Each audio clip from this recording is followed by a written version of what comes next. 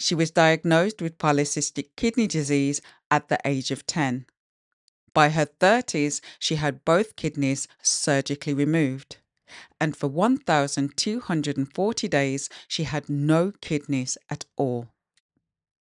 Today, she's here to tell us everything. Diary of a Kidney Warrior podcast in partnership with Kidney Care UK, sharing faith, knowledge, hope, and love. Hi, and welcome to Diary of a Kidney Warrior podcast. I'm your host, Dee Moore. If you're new here, this podcast is where health professionals share their expertise and kidney patients share their stories.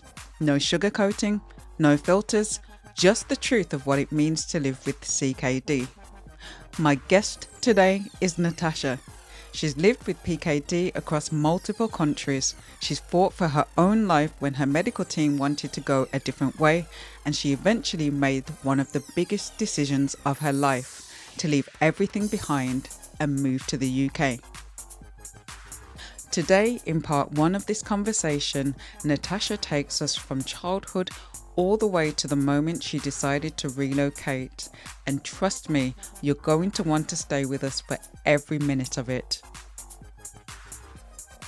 Before we begin, I wanted to give you a gentle heads up. Natasja shares some difficult moments in this episode, serious medical complications, and some very dark times on her journey. There's nothing here that isn't ultimately about survival and strength, but if you're in a vulnerable place right now, please do take care of yourself as you listen. You can always come back to this when you're ready. Hi, and welcome to Diary of a Kidney Warrior podcast. How are you doing today, Natasja? Good morning, Dee. I'm very well, thank you. And it's such an honor for me to be a guest on your podcast. Oh, thank you so much. Welcome. And everyone knows what I'm going to say because I say it every time, but I do sincerely mean it when I say I love recording Kidney Warrior Story interviews because, as I say every time, and it is so true, it's so powerful to learn from someone's lived experience of CKD. And, you know, you've been there, you've worn the T-shirt, you know how it is to live with CKD. So welcome, and it really is an honor to have you here today. Thank you so much. And I must just add that I've got a tremendous amount of respect for the work that you do. It's really honourable. So well done to you. Oh, thank you. Thank you so much. So I'm going to ask my first question. And my first question is, how did your Kidney Warrior journey begin and how were you diagnosed? So I was diagnosed at the age of 10 with PKD, Polycystic Kidney Disease. I was tested because it's a hereditary disease and from my great-grandmother. So my great-grandmother, my grandfather, my mother, her brother, and then their children were all diagnosed at some point. And I was diagnosed at the age of 10. So for people who don't know, what is PKD? What is polycystic kidney disease? So basically what happens is that with polycystic kidney disease, it's cysts that form on your kidneys and they sort of feed themselves. So they become bigger and bigger and they really affect your kidney function and to the point where you're going to renal failure and yeah. You said that PKD runs in your family, so there's several generations of your family with PKD. So from a young age, you would see the adults around you who were impacted by that. So when you were given this diagnosis as a child, did you have a better understanding than maybe other people because so many people in your family had PKD? Like as a child, what was your thinking around PKD?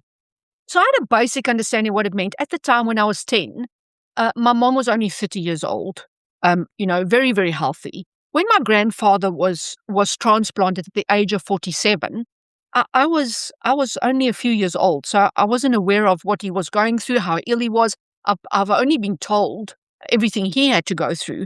And then my mother only received a transplant at the age of 50. So I didn't have any and I wasn't too bothered about it. I was a child. I was 10 years old. I knew it. It was in the family, but not even really thinking further than that at that point.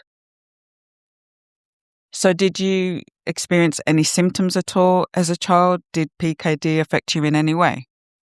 Not at all. I was very, very active as a child.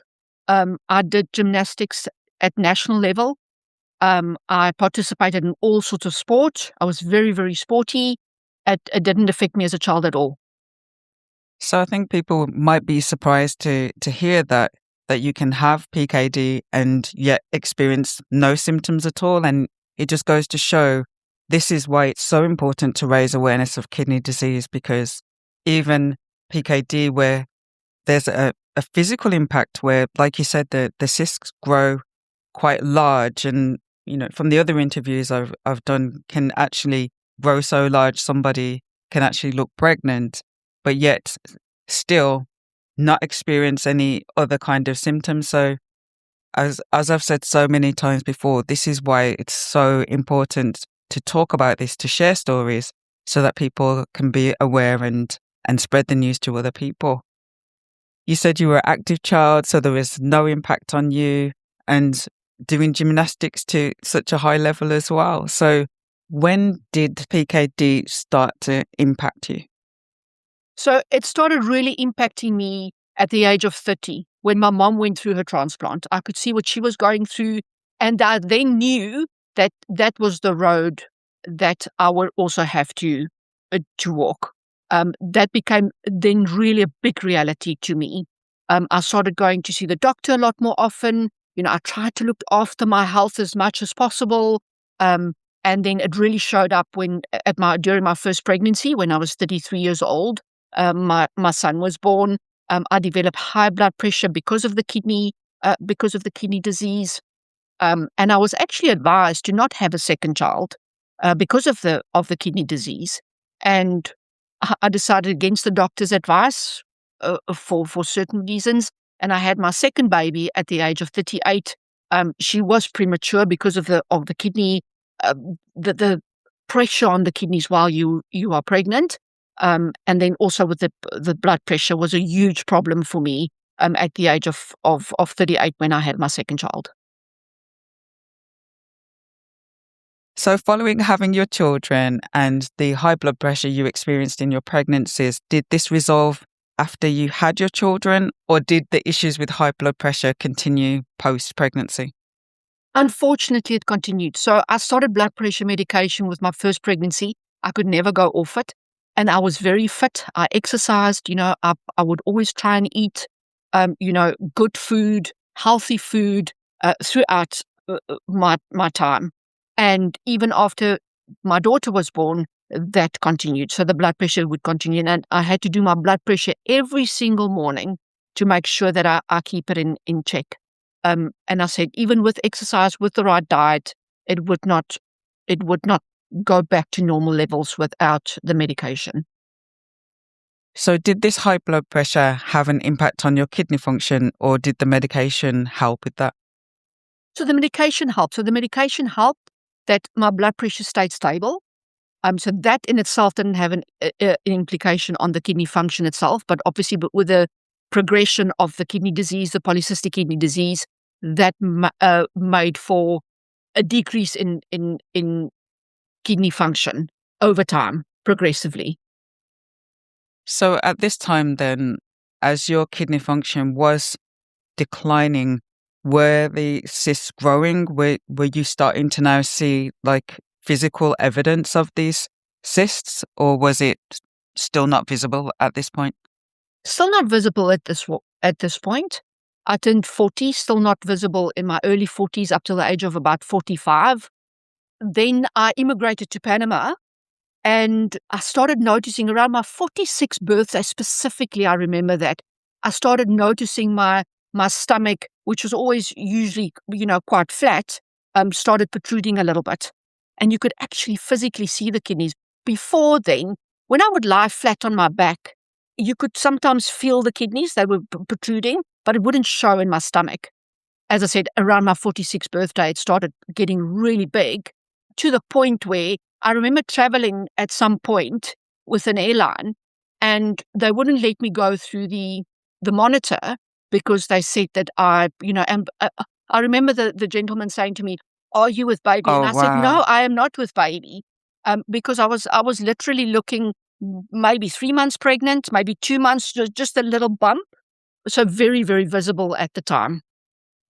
Were you experiencing physical symptoms other than the protruding of your stomach?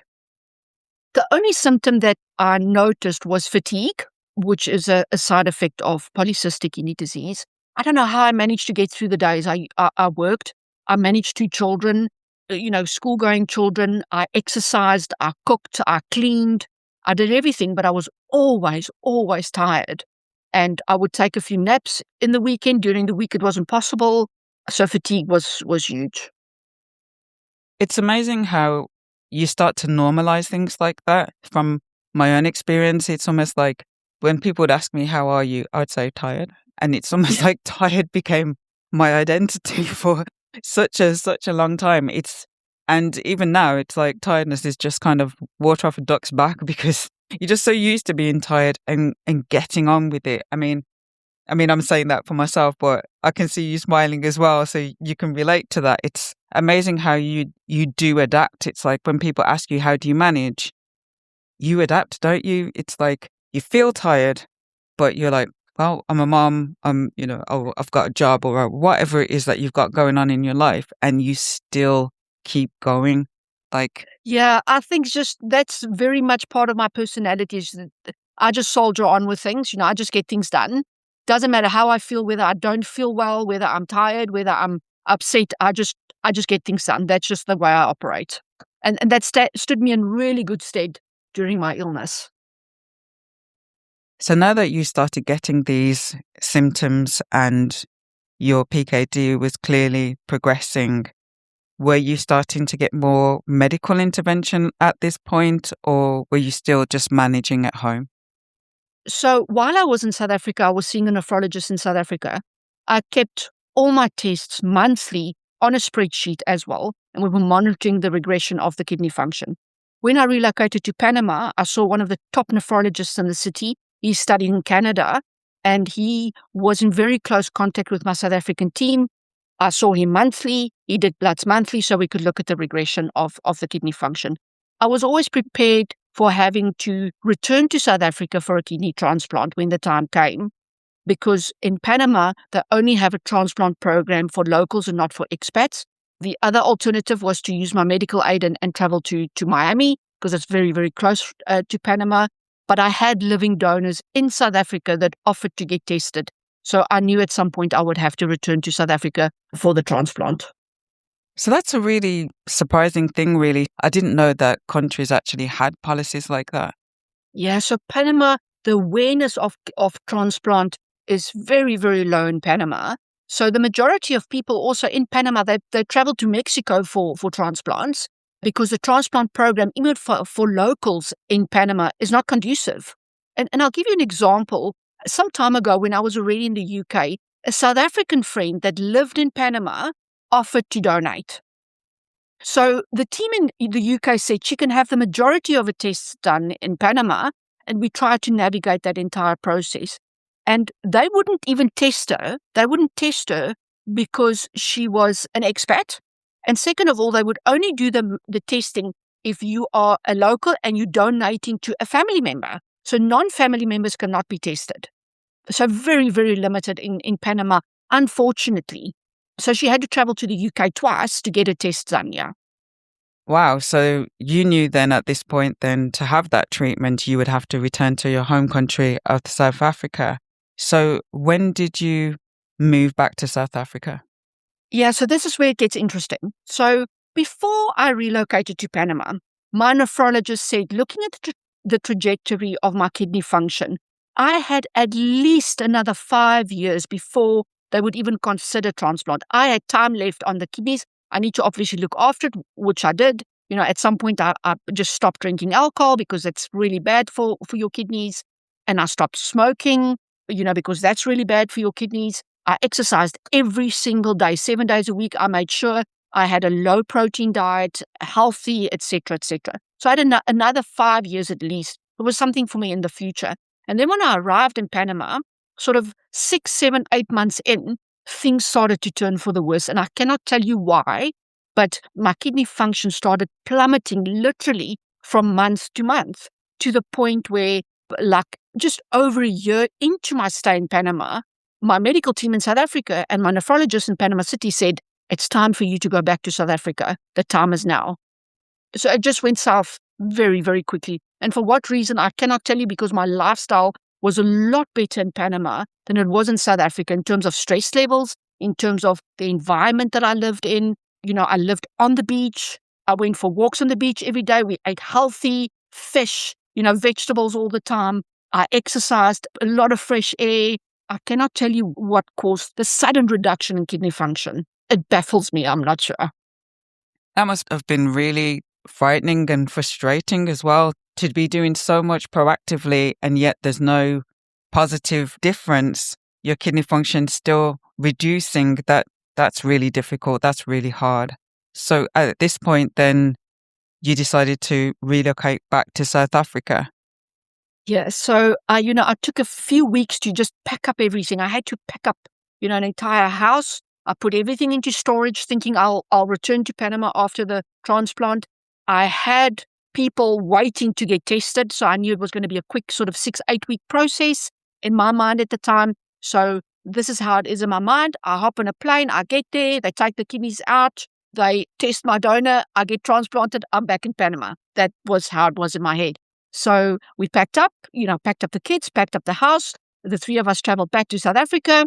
I lived with my parents for a bit because I had sold the house that I lived in before I moved to Panama. And then within a few weeks, I had to pack up everything, resign my job. Although I worked for a few months after I returned, I worked online. They allowed me to work online. And then because I got so ill after my nephrectomies, which we'll get to, I had to stop working. That is a lot to deal with and to handle in such a short space of time, especially when, like you said, you put so much effort into fighting for your kidney function, really. Have to come to terms with a rapid reduction in your function, having to come to terms with having to relocate, even if it is temporarily, but it's still a big adjustment and change to have to move your whole family to another country. How are you feeling having to cope with all of that? Look, for me again, Dee, I'm just someone that just soldiers on. I just get things done. I don't overthink too much. I knew something I had to do. The kids understood why. They knew it was coming at some point. They understood. My parents understood. It was just something I had to get on with. And I had no option. I had to just get things done, and that's what I did. And thinking in my mind that it will be 3 months and I'm back in Panama and I'm back into this beautiful lifestyle. It's just 3 months that I've got to get through and then we'll be good again. Not knowing how it was going to turn out. I can relate again to what it's like when you think, yeah, I'm going to do X and then Y happens out of nowhere. It's like sometimes life has some surprises for us that aren't that pleasant. When you moved back to South Africa, what happened next? So when I arrived in South Africa, I remember I arrived, I think, on a Saturday.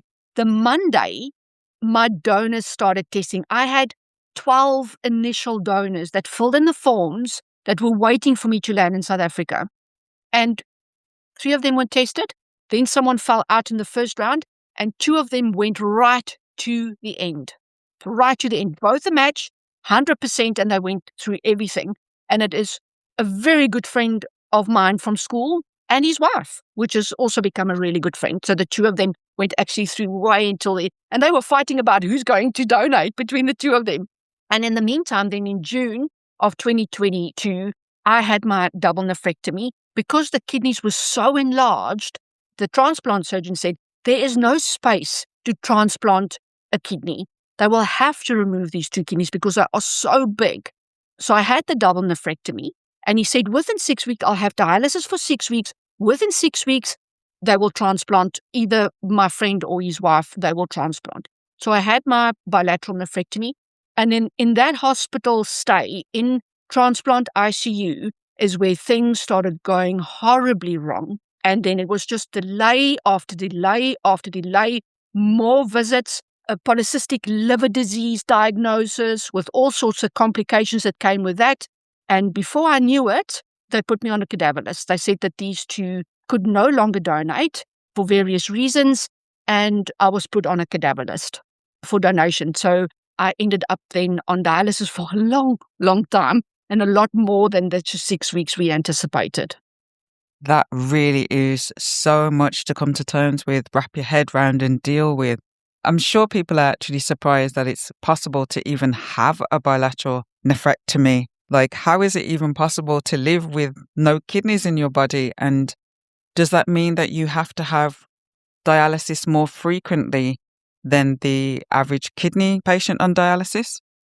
So, no, so the double nephrectomy just means that you no longer urinate because they collapse my bladder.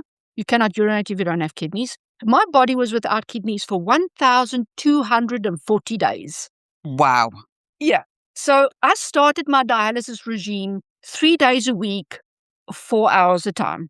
That's sort of standard. But my fluid restriction was obviously a lot higher than someone that still urinates a little bit, because a lot of kidney patients are on dialysis, but they've got the bladder, so they still urinate a little bit. So the fluid restriction isn't so high.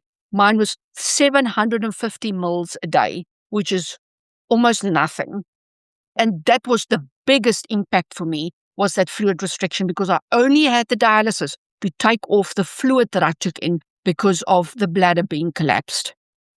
That is really restrictive. I mean, for anybody, if you put that into perspective, 750 mils a day, and that's everything. That's if you have a drink, that's if you're eating fruit, that's for a whole day. Soup, all these things, anything that has a fluid content in it is factored into it. And if you think, just to put that into perspective, that's 2 cans of pop or soda or whatever, fizzy drink, however people call it.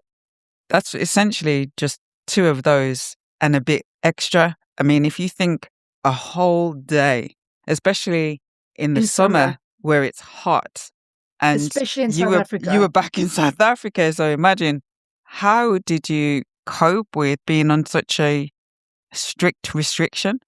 Yeah, so I would measure my bottle in the morning. I didn't drink any coffee, any tea, because I love coffee or I love cappuccinos, but they just actually make me thirsty. So I went off everything other than just plain water. So I would have my 750 mils of water, and that is my bottle for the day, and I would freeze the bottle, which really helps. So I would just take small sips. I will freeze it overnight and take small sips, and it will stay frozen for most of the day. So I don't chug. I can only take small sips at a time, and that would last me the day. It was really, really difficult. So that also meant that I couldn't eat anything that was too salty, because that would just make me thirsty. I couldn't eat anything that was high in sugar, because that would make me just more thirsty. So I had to consider all those things to make sure that I keep my thirst in place with that 750 mils that I was allowed to drink. You mentioned before that you would exercise 7 days a week. Were you able to, or did you have the desire to still exercise? How did you balance things like that, exerting yourself? So after the nephrectomy, I was really, really ill. I was in hospital 10 times in as many months. I was in and out of hospital. A whole lot of things happened. I lost the use of my left hand because of something that happened in the hospital. Had to have intensive physiotherapy a few times a week.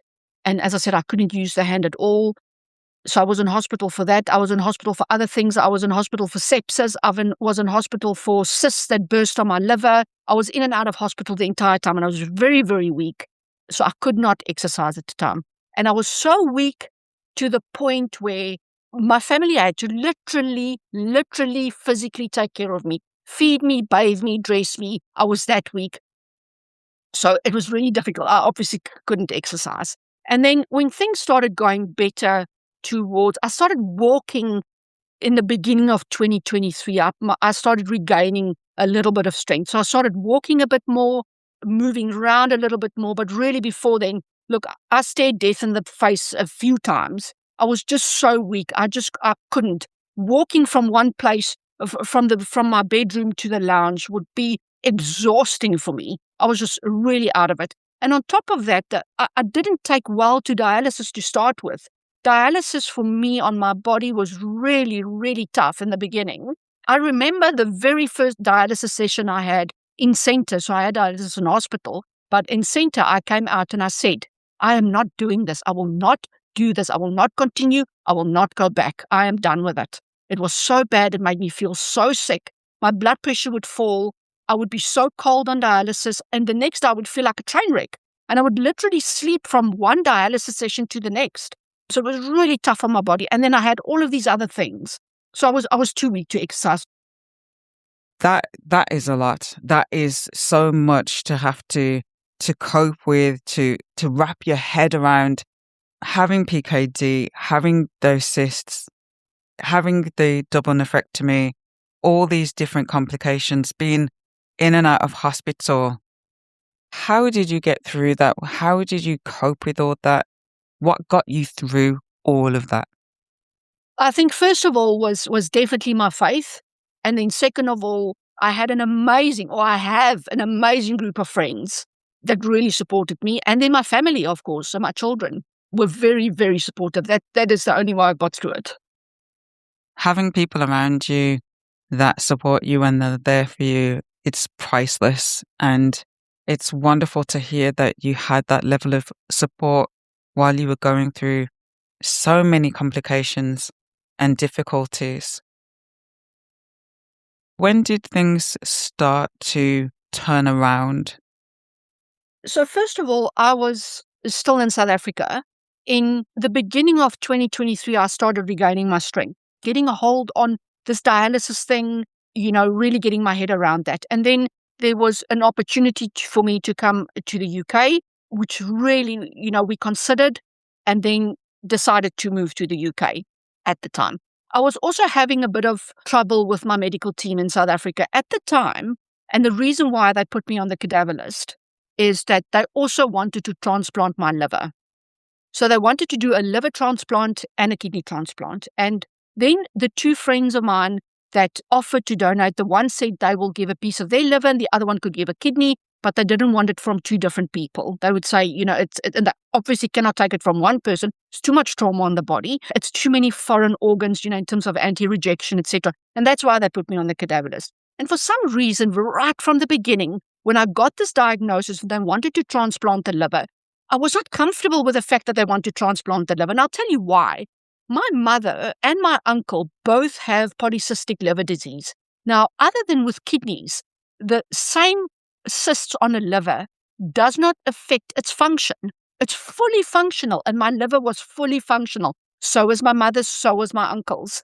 And they lived with polycystic liver disease all their life, and they both had kidney transplants. So that was the main reason. I wasn't happy with their decision. And the second reason was something, and I always say, your intuition is so strong. Never, ever ignore it. My intuition was really, really strong in saying that this is not happening. I won't allow this to happen. I was at the point, I was then on the cadaver list for a kidney and a liver, and I received a phone call one night for a potential donation.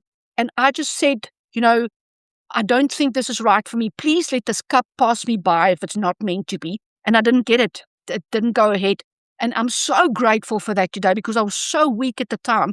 I didn't think I would have survived the transplant operation in any event. I was just too weak. So I wasn't happy with the medical team at the time. I wasn't happy with their decision. I started contacting other doctors in other regions. I went to see a specialist hepatologist, who's someone that specializes in liver specifically.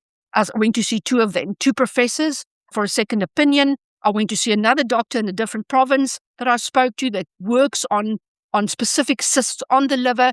And they were all of the opinion that a liver transplant was not necessary because my function is 100%. If there's a problem with function, they agreed that it had to be transplanted. But for cysts alone, not a good enough reason.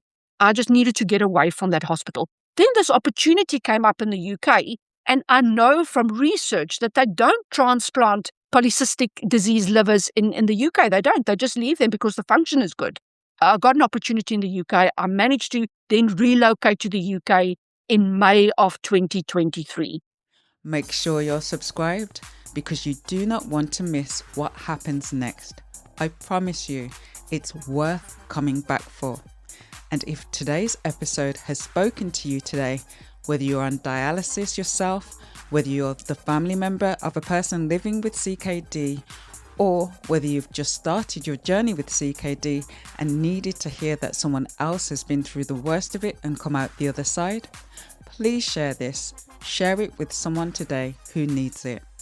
Leave a comment, and I want to know, what part of Natasja's story impacted you the most? Until next time, take care and choose to live.